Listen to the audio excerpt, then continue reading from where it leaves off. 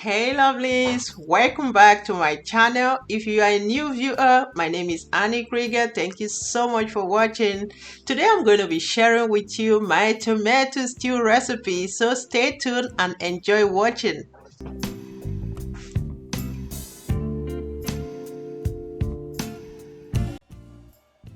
So guys, all the ingredients for this recipe will be found in the description box.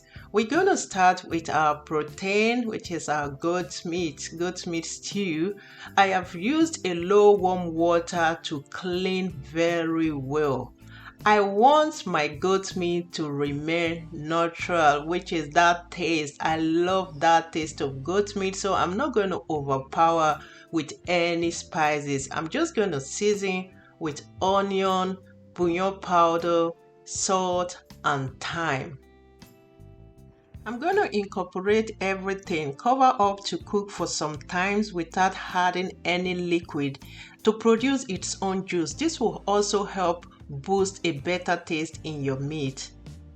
Next to prep is my peppers. I have 3 onion, red bell pepper. Like guys, red bell pepper is getting out of hand in my place. So expensive. I think I got one for about €1.30. That's just so crazy. I tell you, the things are getting extremely expensive. If you know me guys, you know I almost don't cook without these 2 ingredients, the garlic and the ginger. The taste it brings to your meal, it's just amazing. And if you are one person who does not like garlic, you almost don't taste it in my sauce if I don't tell you. So it's a good one. I'm going to go ahead and slice my tomato in small chunks just to make it easier to blend. A good well-tasted stew lights on your tomato, bell pepper, and onion. Only spices is not going to do the work because these days all we got is sour tomatoes.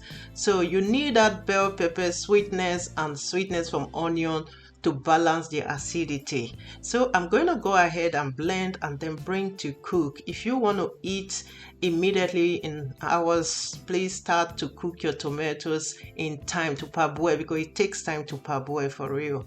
And then my meat has produced its own juice. I'm going to add in some water to continue to cook until it's well soft.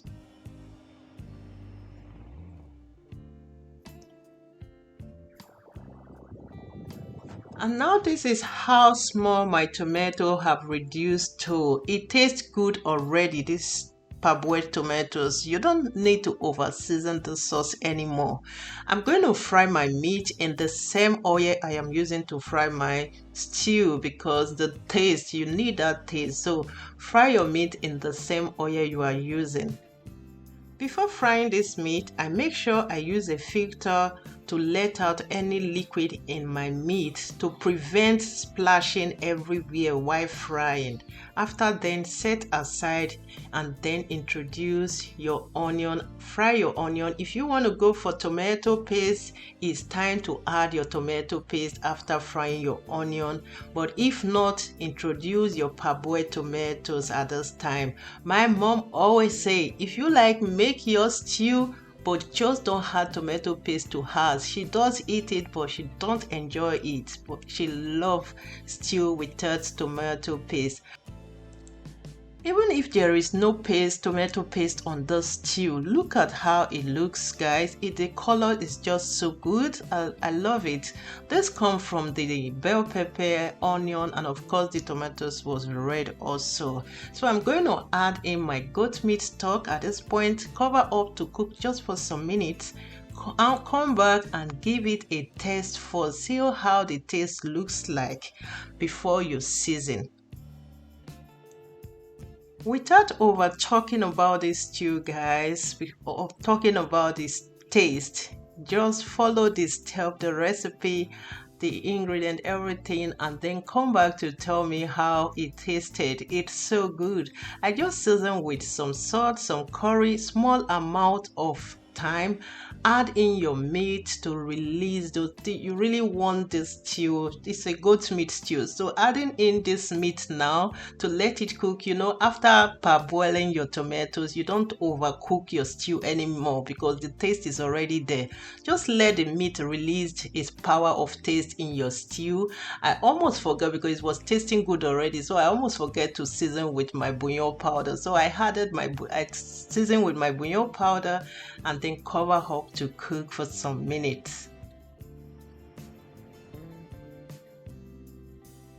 After about 7 minutes, guys, this is my sauce. It's ready to be played. So guys, thank you so much. Thank you so much for tuning in. If you have watched to this time and you haven't hit that like button, please do so, and also don't forget to subscribe if you haven't done so. Hit the notification bell to be notified anytime I post a new video. This sauce took me back home, my hometown.